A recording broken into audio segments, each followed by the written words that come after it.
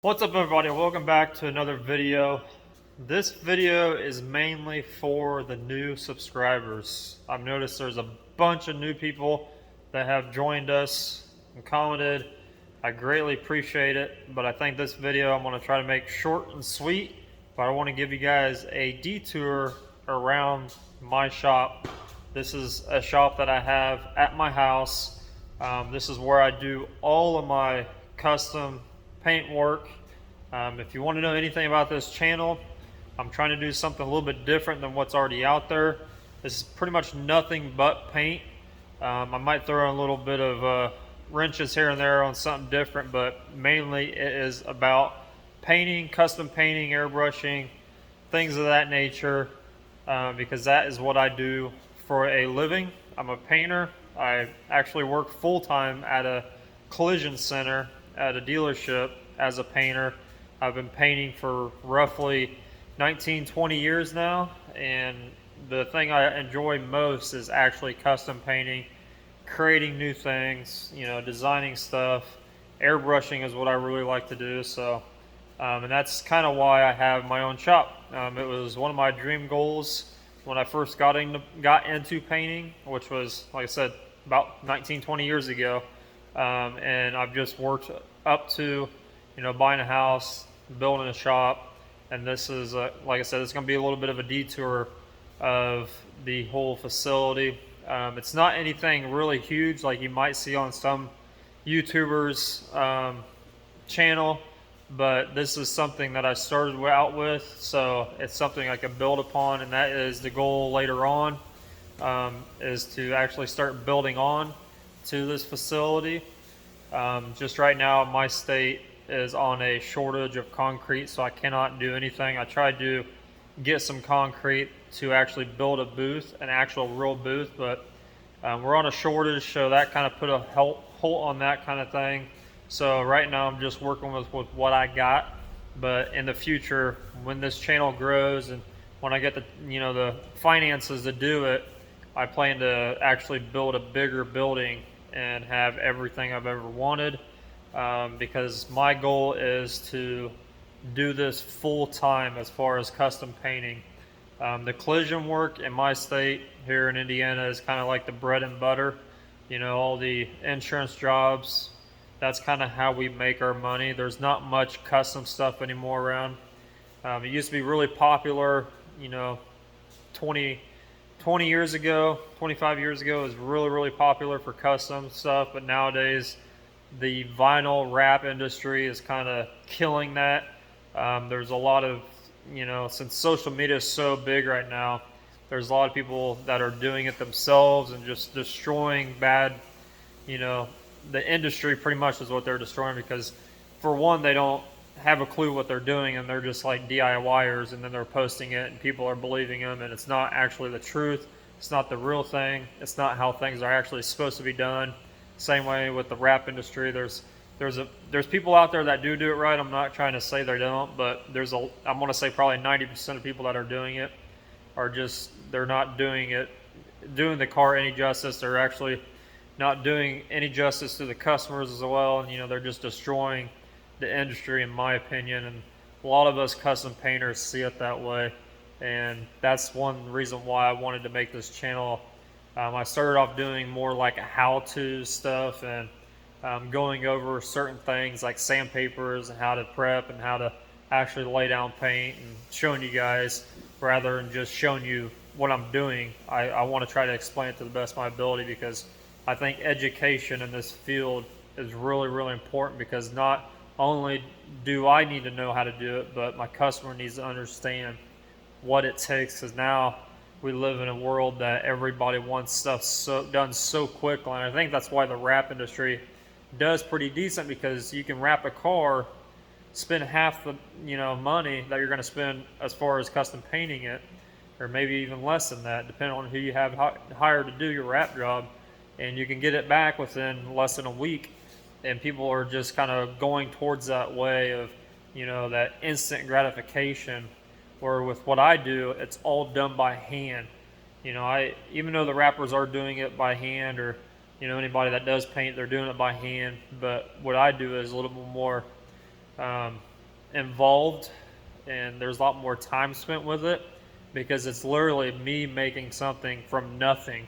It's not just taking a big sticker and sticking it on the side of your car and making it smooth, and cutting it and wrapping it around edges and stuff like that.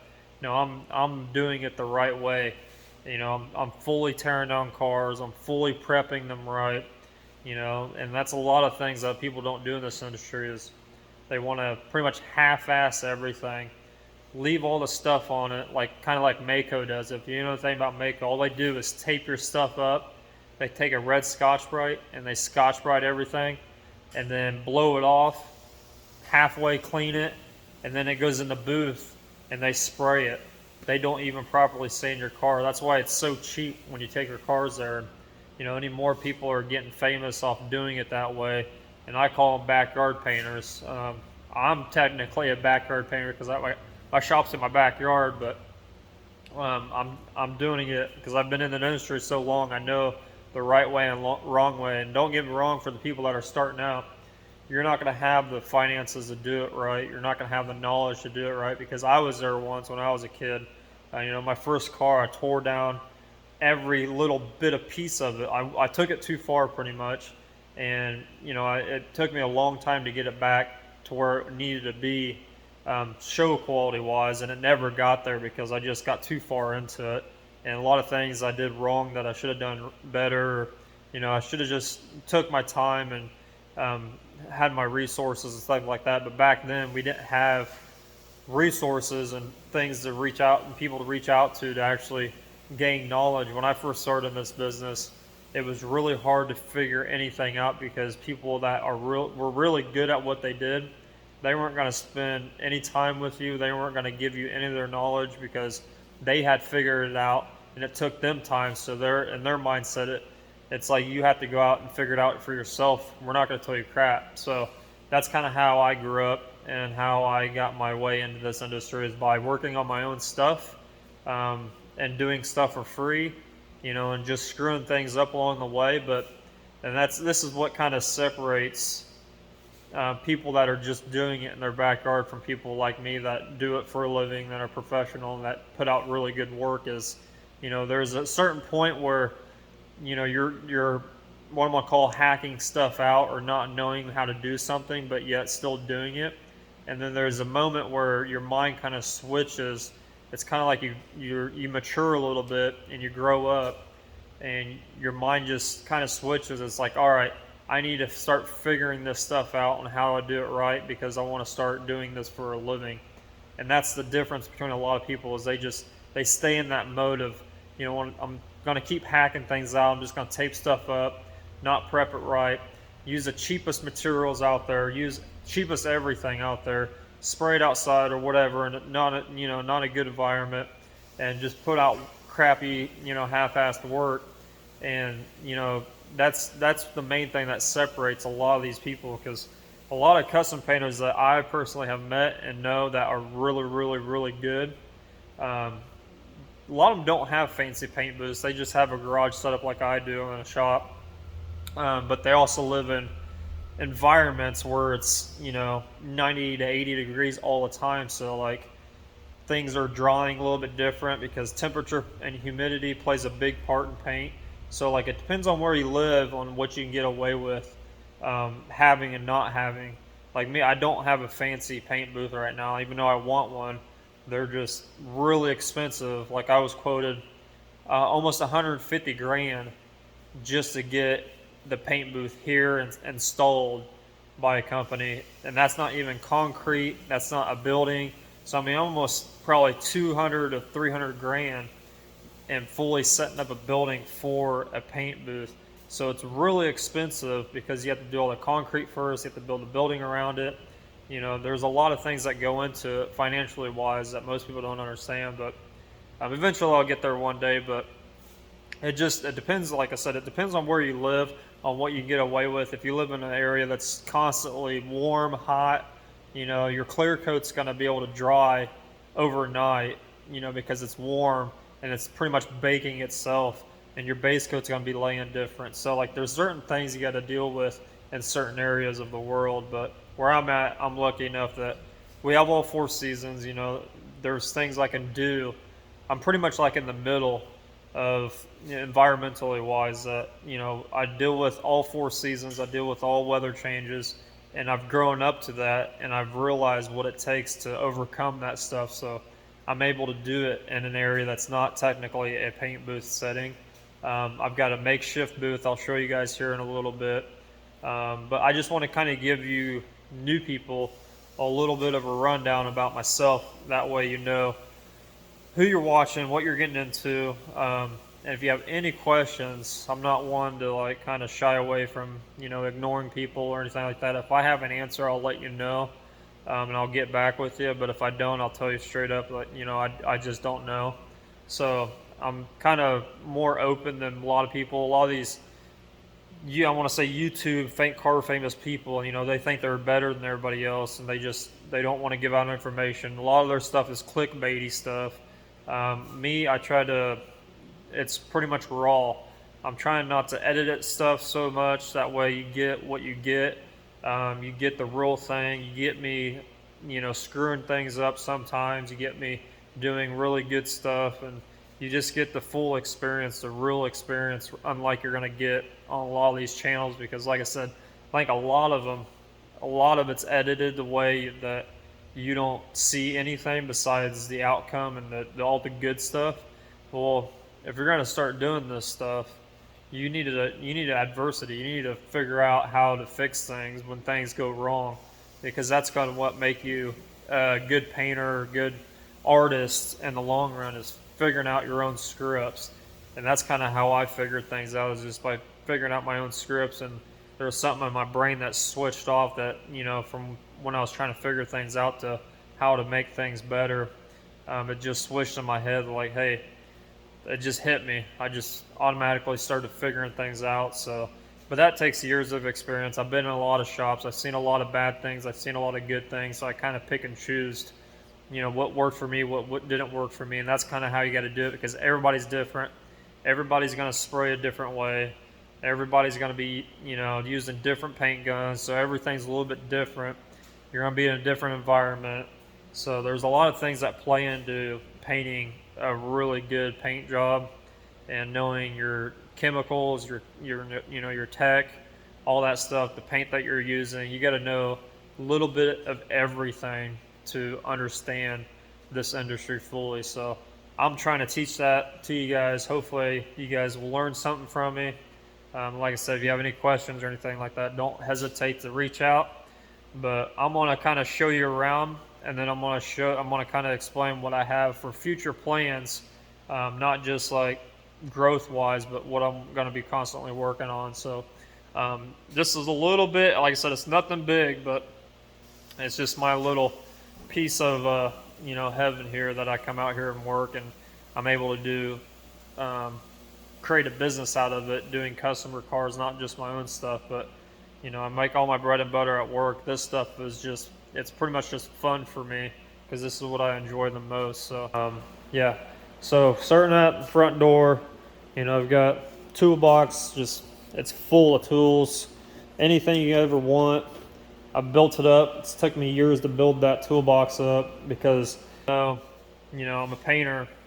You got to take cars apart. If you're going to do it right, you got to have the tools to take cars apart. So one thing is to invest in yourself. Whether, that's one thing about me, is like, I've always been really excited for new products or buying stuff that's going to help me in this business as a painter. And tools are really important. I would think, if anything, start saving early. Some of the stuff is really expensive, and don't cheap out on stuff. That's one thing that I learned really fast, because I used to buy just go to Harbor Freight, or wherever local AutoZone. We didn't really have Harbor Freight back in the day, but we went to AutoZone and we'd buy just anything we get our hands on, because the internet wasn't really around. It wasn't as big as it is now. Cell phones weren't really that big, so we didn't have all these apps on our phone that we can get things really fast, like Amazon. So like, we would just grab stuff. And that's one thing that I wish I would have done sooner, is just, if you can only afford so much, start small. You don't have to just buy everything at once, because over time, especially like things like a toolbox and tools, it's gonna take you years to build something up like that. So, but yeah, that's my number one tech tip is, buy good equipment from the get-go. Toolbox, this is kind of my area that I do all my airbrushing in. A couple tables here, it's got some crap on it. By the way, I haven't cleaned anything, so I'm in the process of doing this truck. If you guys have watched the videos before, I'm doing this big job, so everything's kind of messy right now, so ignore the mess. But yeah, this is where I do all my airbrushing out. I've got everything set up. I've got a California Air compressor. It's really, really quiet. I've had this thing for years. I used to paint in our apartment with this thing, airbrush in our apartment, and it's quiet. So if you're using like waterborne paints or anything like that, and you're in an area that you can't be away from everybody, get you one of these things. They're really, really not that expensive. I think this was like $150, $170, and I've had it for years. You just take care of it, and they'll take care of you. And just some paint and stuff, airbrushes, trash can. I've got this nice House of Color cabinet that's just stocked full of everything that I need that I can grab. And this was actually donated to me because I bought this big mixing bank from a buddy of mine. So he hooked me up with this. I pretty much was able to come in to where he was actually working in a paint store, a custom paint store where they sold House of Color, and they still do, but recently he's passed away. So it's kind of a, pretty sad for me because I was pretty close to him, and he helped me out with a lot of this stuff as far as getting what I needed. I've been using House of Color for years. House of Color has been the number one leading brand, in my opinion, as far as custom paint goes. I always wanted to have a mixing bank in my shop with House of Color, just from when I first started to now. Like it's been one of my dreams. So having him hooking me up with this was a big thing to me. It might not be to many of you guys, but if you paint a lot like I do, it makes your life so much easier because I can come through here and not only can I just grab what I need, like if I needed a purple candy, I can grab this and just start painting, but I can make my own configurations of colors because I have pretty much everything. I was able to go in there and buy, I'm going to say about 85% of things are House of Color, and I was able to go and pick and choose what I wanted. That was a great thing about working with him, is he let me pick and choose what I wanted as long as I spent so much. They gave me the bank. I've got a nice little cabinet. They gave me a bunch of stuff because I knew how much I love House of Color, and he loved House of Color probably a little bit more than I did.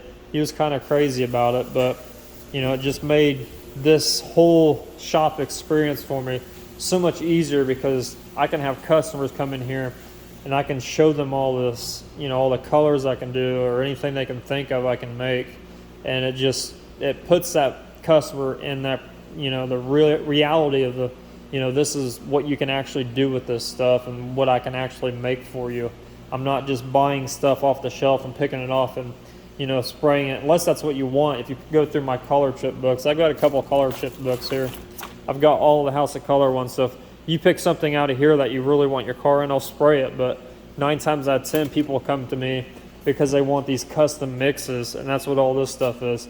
It's all these custom mixes of colors in there they've liked that they want on their vehicles. So I can go through there and I can make all that stuff. So it's a really nice thing to have. So I mean, it's pretty expensive, but to be able to afford it and actually do it and keep it fully stocked it's a dream come true. So next to it, I've got my scale here, and it's just got stuff in here. It's got random stuff. It's got stencils. It's got more paint bottles. It's just got a bunch of stuff in here that I made this. I didn't really make it. I airbrushed it a little bit. I custom painted it years ago, but I made this into like my airbrush rolling cart because it's on wheels. So it's got pretty much all my airbrush stuff in there. So if you go around here, this is kind of like my junk pile corner.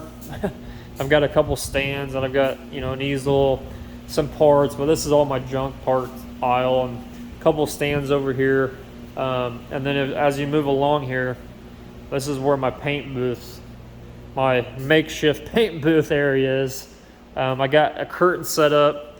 I believe, it's been a while since I did this, but I believe it is a 28 by 29 or 27 by 28. It's one of those two feet in dimensions, and the ceiling is 9 foot tall. So I did this because I can use this area when I pull the curtains back, and I can close it off to paint something in it. And usually with what I do, I need a big area. You got to figure out if you're doing all overs or big jobs like this. I measured this area out for the dimensions of me being able to tear a full car apart and paint it all at once. Because if I'm doing a candy job, I need to paint everything at once for everything to match. So that's kind of what I figured in my head, dimensions wise. And that's one thing you got to be really, it's something that you don't think of, that a lot of people don't think of, because a lot of booths are like 13 or 14 foot wide by 23 foot long and like 10 foot tall. So they're not as big as this. And a lot of those booths, like the one I work at work, it's not big enough for me to tear a whole car apart and put it in there and paint it. I've got to do it in sections, and it's a pain in the butt. So I wanted something, and I wanted an area that was big enough that I could do that with, because that's another time thing. It's everything's going to come out one color. It's going to match.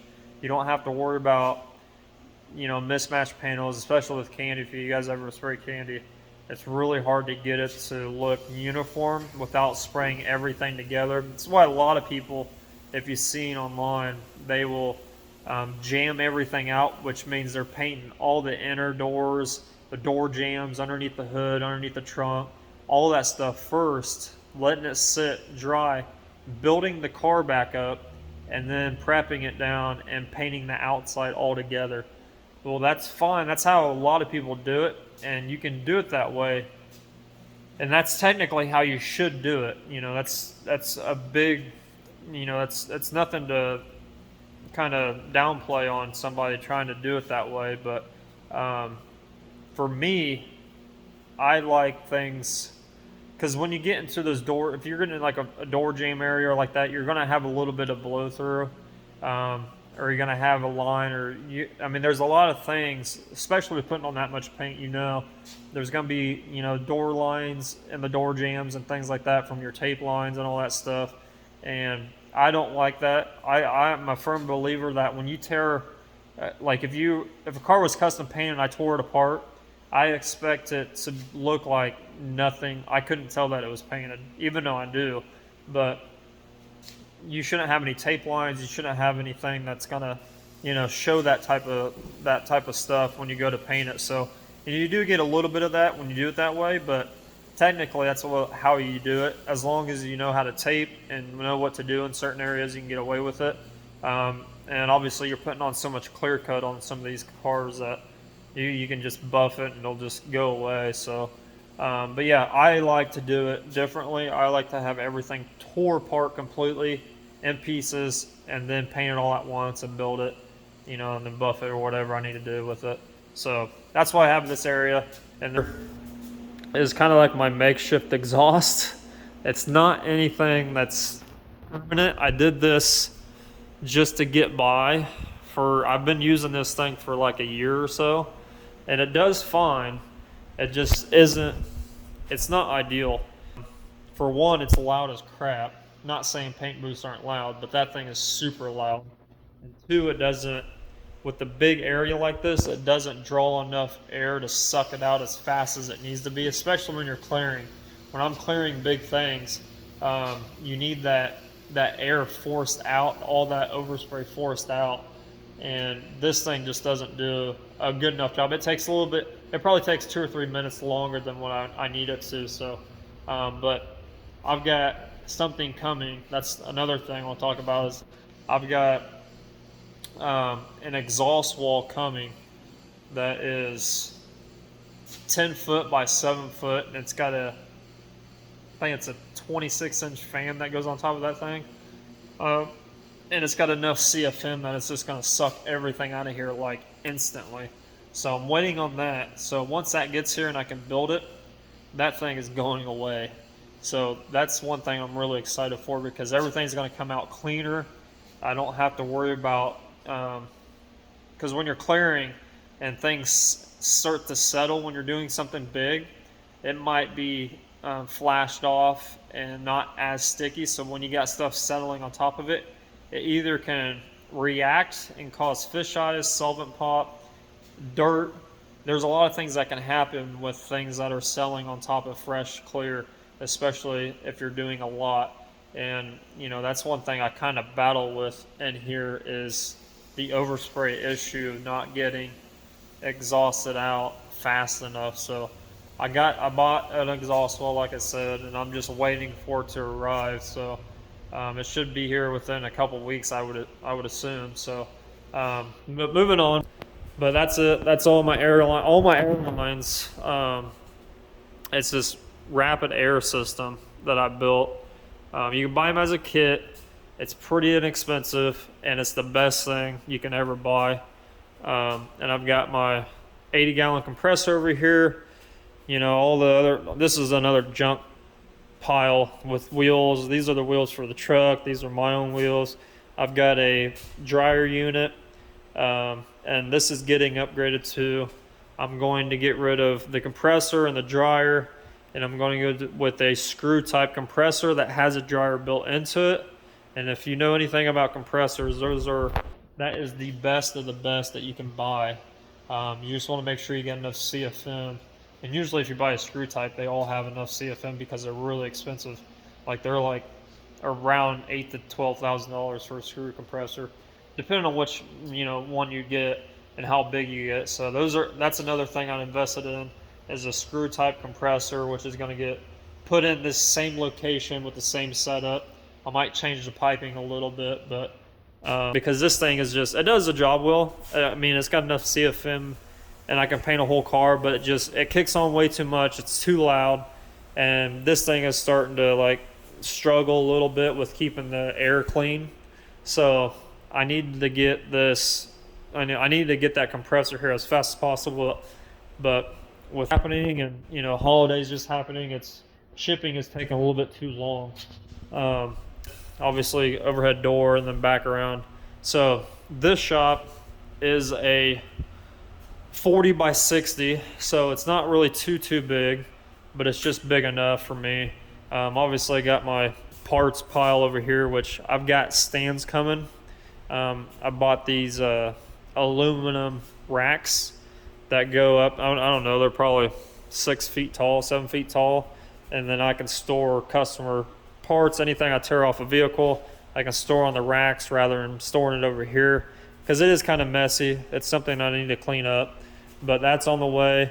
And also I've got a stainless steel table that I just got, and it's going to go right here. So this is going to go back to being my full-time airbrush cabinet roller thingy, and this table is going to go right here, and it's just going to be a lot cleaner of a look with this stainless steel table sitting there.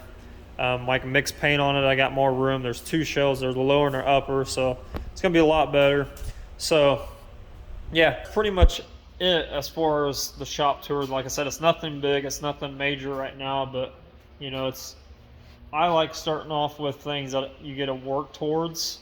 If I went out and just bought everything that was bigger than what I needed, that would be awesome. But at the end of the day, like, I like to see progression over the years. And when you're starting out small and then 10 years or 5 years down the line, you start seeing how much things grow. That's always exciting to me. So yeah, that's the goal, is to get this place to be a little bit bigger. And then to do that, I need more customers. I need more paint jobs and things like that. So but we'll get there. And some of the cars I'm going to go over here. These are a couple of my cars. If you haven't watched the videos on it, but I did like a few videos on, we're going to pretty much be restoring this car. It's all in primer right now.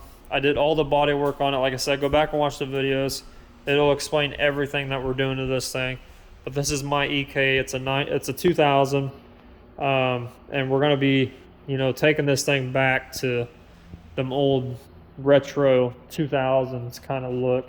Not that it already doesn't. It's got like a front bumper. It's got a carbon hood, small stuff like that. But this is gonna get a full paint job, hopefully after the truck gets done. And this is my SRT4 Neon. This is just pretty much a showpiece, toy, whatever you want to call it. I did this up. It's probably been 2 years ago that I painted this up, but I fully tore it apart. Everything but the engine bay's painted. As you can see, it's still silver, but all the motor work I've done, I switched it from a stock turbo to a bigger turbo kit. And there's another thing too, if you like, that type of mechanical stuff, like aftermarket turbos, anything that's mechanical wise, let me know, because I will start. I do all my own mechanical work too, so if that's something that interests you, just let me know and I'll show it. But this car is pretty much almost done as far as the mechanical side goes, but there is one thing that I'm doing to it, and I'll show you guys here. I'm actually swapping that turbo out for a better turbo. So we have a turbo install that I'll be doing. I just got all my water line kits for it. So if you want to see that, me make a video on, swapping a turbo out on an SRT4, let me know. There's just a lot of channels that do that stuff already.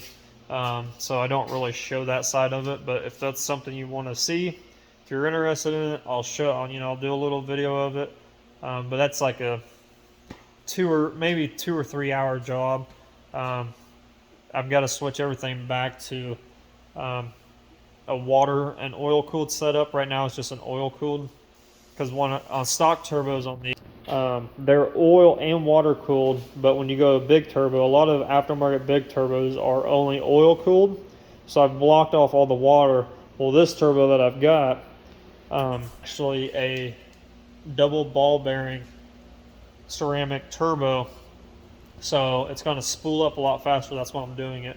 And this one can handle a lot more power too, but it'll get and boost faster. That one on my car right now is a 50 trim. It's an old school AGP journal bearing, and it takes forever to spool it. And that motor is completely stock, so there's no built head. There's not enough air flowing to get that sucker lit early. This thing though, like I said, it's double ball bearing. It's it's the best of the. This thing will spool a lot quicker, and it can handle a lot more power. But it is a oil and water cooled system, so I've got to go back through. I've got this water line kit that I've got to go back through and install in the car to be able to run this turbo. So that will take the longest. But like I said, it's like a 2.5, 3 hour job. So if you want to see stuff like that, just let me know. I'll show you. But it's completely, like I said, it's done. It's done right. I completely stripped it all down. Just like the truck. All the graphics go in the jams. It's a fun car that I just take it out. It's not anything I take to shows or anything like that, because I don't consider this a show car. But it's something that I can drive pretty much daily and just have fun on it and rip it and all that other stuff. So those are things that are going to be happening. I got a couple cars to work on my own. I've got this truck that I'm finishing up pinstriping, but other than that, after the truck is done, I've got a golf cart I'm going to do for a friend of mine. And then I've got I think it's a 78 Ford F-150.